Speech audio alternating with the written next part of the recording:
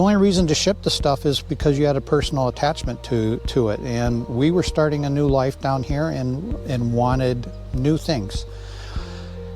Caraca, verdade, mano. É muito difícil se desapegar de coisas que você já tem há bom tempo, principalmente roupas, coisas assim, é muito difícil.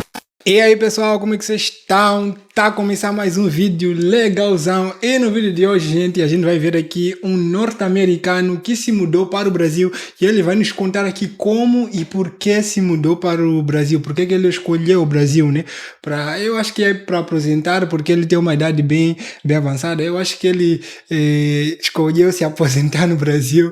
Então vamos ver aqui qual é a história dele, o que ele vai contar pra gente. Se vocês gostarem do vídeo, vocês já sabem, deixa o like, se inscrevam no canal, ative o sininho das notificações para receber todos os nossos próximos vídeos e fazer parte dessa incrível família. Vamos a isso. Good morning. This is an introductory video to my channel, going to give you some background information about who I am and how I ended up moving to Brazil. So first, let's talk about who I am, where I came from, and how I got eventually down here. Basically, I grew up on a farm in Wisconsin. Was northern Wisconsin, Waupaca County area. It was a dairy farm. I lived on a farm with my grandparents from... Caraca, ele morava numa fazenda. Agora entendo porque esse cenário aí por trás dele. Eu acho que ele gosta de morar nas fazendas, né? Ele gosta de morar no interior em si. Legal. Age 11 till 18. In high school, I never really took any advanced classes in that, so really wasn't sure what I wanted to do with life. I kind of figured I would just, live and work on the farm. But towards graduation, I decided I wanted to be an electrical engineer. And with that, I headed off to college. Well, after the first semester, I just realized this was not going to work for me. And what I ended up doing was going back to the farm and hanging out and working a part-time job while I was living with my grandparents. And a friend of mine was going to a naval recruiter in town, so I went with him. Well, while I was down there, I eventually ended up signing up myself and joined the Navy. Caraca, mano! O amigo dele que ia se inscrever para a Marinha, ele também acabou se inscrevendo porque estava lá, tinha ido acompanhar o amigo e, ele conseguiu entrar. Headed to boot camp in February of 1985. While after I graduated boot camp, I ended up finding out a little bit more about submarine community, submarine life, and decided to volunteer for submarines. While I was in submarines, I got to see all kinds of different places, all over the world, really, to be honest with you. It was a great period of my life.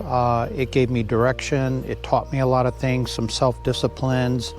Never regretted going into the Navy. In fact, it's probably the main reason why I eventually got down to Brazil. So, caraca, mano, não quero nem imaginar como é trabalhar em submarinos, mano. Não sei, gente. Deixa aí nos comentários. Vocês teriam coragem de trabalhar num submarino? Ele disse que conheceu vários lugares do mundo trabalhando em submarino. Sério, eu não sei. Eu acho que não ia aguentar ficar muito tempo debaixo d'água, cara. Ficar dentro de um submarino debaixo d'água, eu não sei se eu ia aguentar, sinceramente. Não sei. Principalmente pessoas que têm fobia, assim, algum tipo de fobia desse jeito, de ficar num lugar fechado, assim, principalmente embaixo d'água. Eu acho que muitos não aguentariam. Eu também confesso que não ficaria muito tempo dentro de um submarino. So after 9 years, 10 months in the Navy, I went to work for a company called Sonalist. They're a defense contractor that worked for the Naval Undersea Warfare Center. And while working there, I started to do electronic equipment installs on foreign diesel submarines.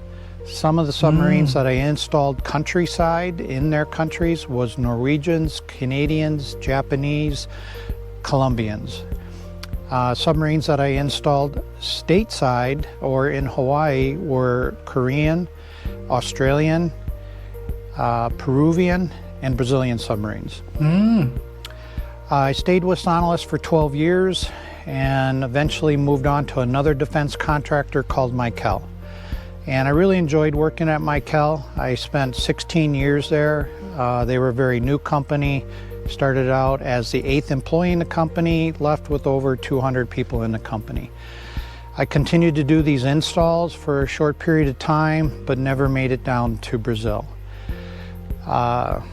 Towards the end of my career at Michael is when the planning stages started with moving to Brazil, and you can't do defense contract type work in a foreign country. And so eventually I had to leave Michael and move on to a different job, something that I could do remotely from Brazil.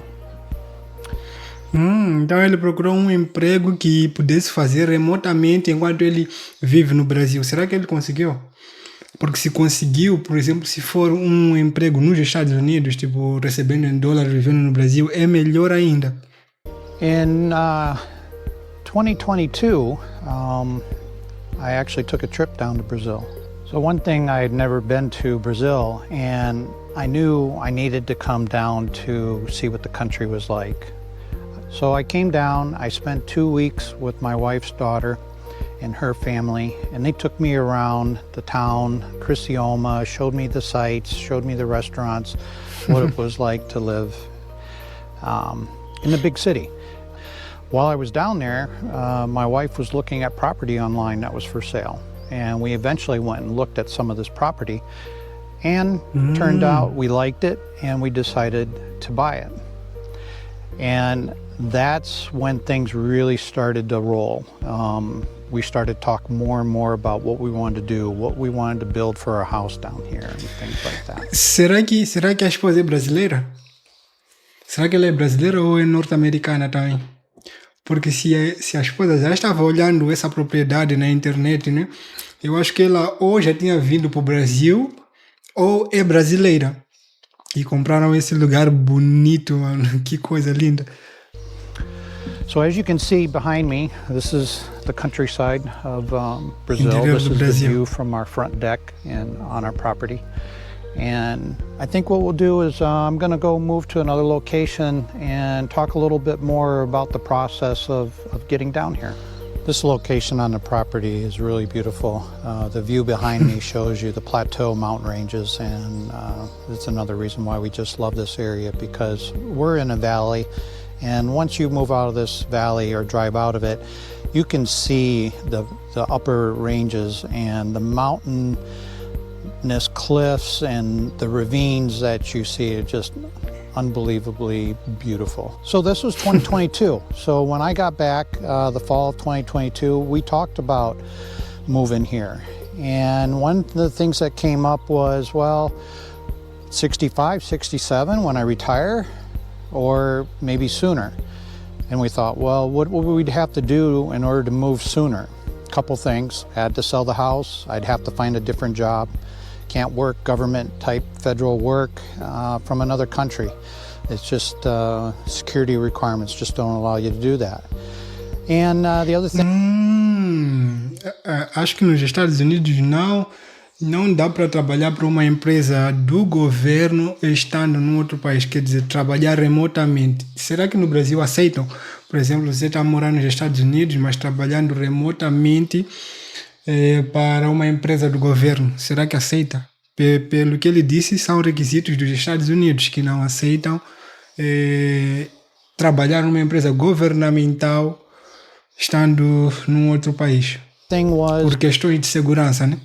We needed to be physically able to work on the land, and to be honest with you, that was probably one of the bigger reasons why we decided to move earlier. So in the fall of 2023, we kind of laid out a plan. Let's sell the house, rent. If I find a different job remotely, we'll do that. Once we get that established, then we'll move. Well, things tended to happen really quick. Basically, in February, we did a big yard sale in our basement, and that yard sale was all the stuff to downsize the house. We also packed up some stuff in boxes and had it shipped down to Brazil. And the reason we did that was cargo containers just cost too much. We could buy everything brand new down here for less than half the price it would cost to actually ship everything down here. And the only reason to ship the stuff is because you had a personal attachment to it. And we were starting a new life down here and wanted new things.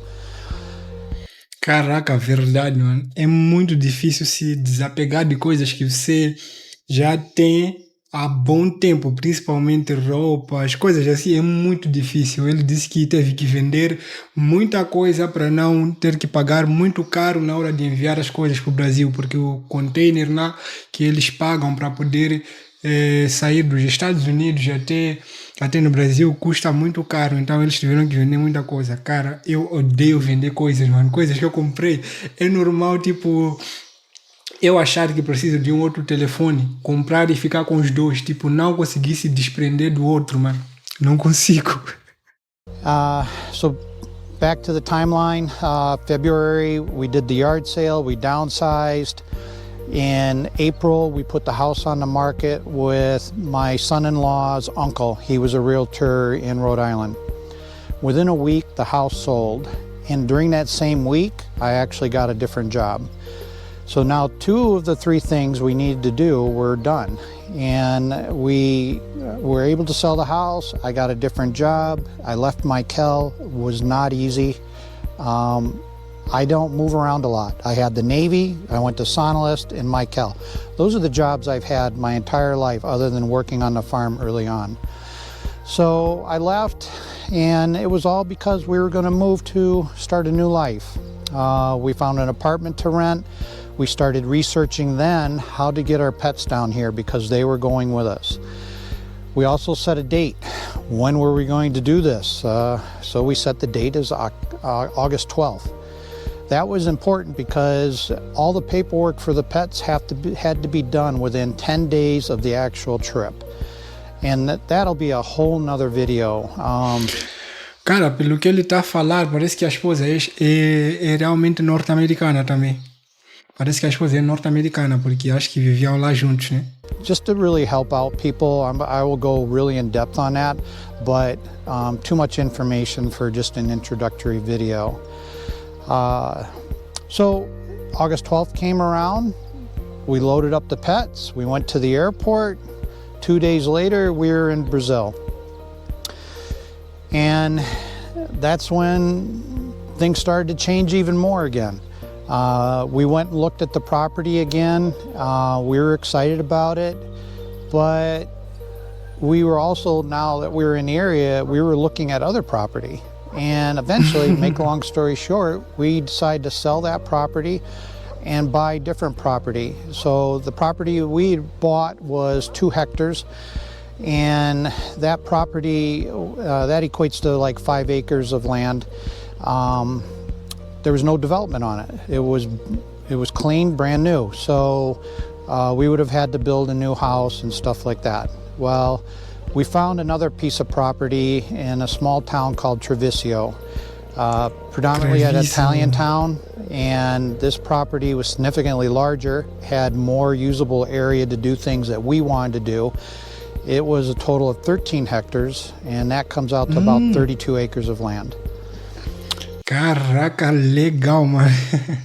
Talvez eles querem realmente fazer o que as pessoas fazem numa fazenda, tipo plantar, criar gados, coisas do tipo. Então acharam que os 2 hectares de terra que tem nessa propriedade não é suficiente, então estão decidindo comprar uma propriedade de 3 hectares, mano. Meu Deus do céu, imagina só você ter uma propriedade de 3 hectares, mano. Meu Deus. When we bought the property, we were really excited because it already had a house, we could move in. The only thing we needed to do was start the upgrades, and we did do that. We put in a new kitchen, we built a shed, we had to get the main driveway around the house fixed because it was just holding water, and it was raining a lot during this period of time, and so it was just mud all the time. So we fixed the driveway.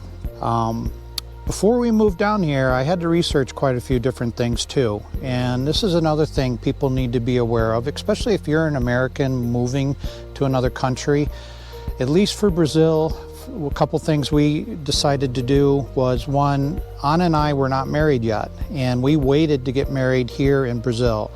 A lot of the reasons we did that is so we didn't have to get our U.S. marriage validated here in Brazil. Caraca, mano. Tem isso também, tem isso também. Eu acho que antes de se mudar é aquela questão de você poder homologar todos os documentos lá no teu país primeiro, para que aqueles documentos sejam válidos num outro país. Porque se você não homologar lá no outro país, é só um documento simples que pode até ser falso, pode ser considerado falso.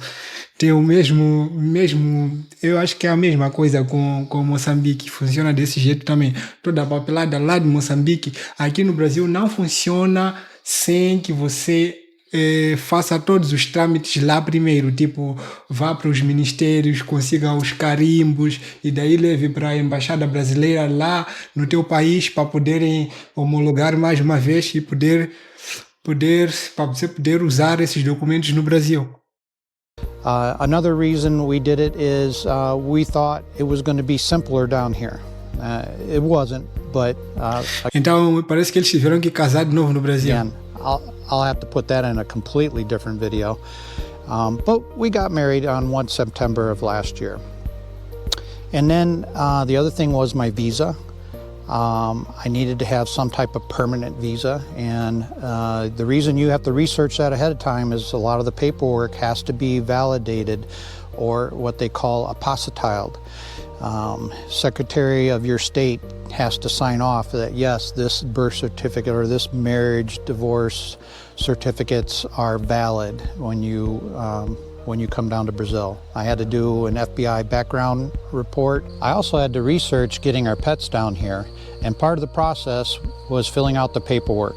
Dr. Fisher at the Wood River Animal Hospital was an extreme help with this, and she also eased our fears in making sure that the paperwork was filled out correctly and done on time, because we had a 10-day period where we had to start the paperwork, get the pets in to the vet, get them updated on their shots, and get all the paperwork finalized so that we went to the airport, we had everything in order.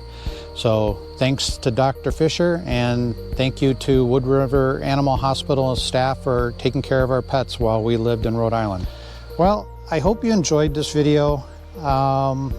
Again, it was just an introductory, if you have questions, things you want to know about, or things you would like me to video if I can for you, let me know. But I plan on putting up more content, and I hope you enjoy it.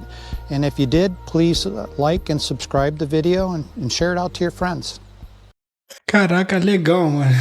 Decidiu vir aposentar no Brasil e ter uma fazenda aqui mesmo para poder levar a vida dele na tranquilidade. Como ele disse que já tinha essa proximidade com fazenda porque ele morava na fazenda dos avós, então ele decidiu ter uma também e escolheu o Brasil.